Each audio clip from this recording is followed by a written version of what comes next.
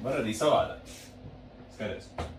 Šitas aparāts var uztaisīt 4 dažādas dzērienus. Kafija jau ir gatava dažas sekundes laikā, kad uzspied pogu. Un, šo te var nopirkt par 599 eiro.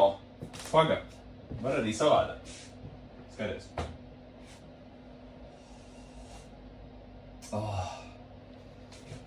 Viens malks šīs burvīgās kafijas man jau liek justies, ka viss ir iespējams un ka šī diena ir vienkārši perfekta un tik garšīgi dzēriens vēl nebija dzēris. Wow, tev jāpamēģina arī. Vai efektīvai reklāmai ir jābūt emocionālai vai drīzāk praktiskai? Labs jautājums, jo lai arī reklāmas mērķis ir cilvēkos raisīt emocijas, tomēr jāatzīst, ka cilvēki iedalās dažādās grupās. Uz kādu vairāk nostrādās emocionāli teksti, kamēr cits pievērsīs uzmanību konkrētiem tehniskiem parametriem. Tad ko darīt? Mūsu ieteikums vienmēr veikt testus, un šis ir ļoti labs tests reklāmas kampaņas ietvaros testēt vienu vairāk tādu emocionālāku reklāmu pret otru, kas ir vairāk praktiskāk.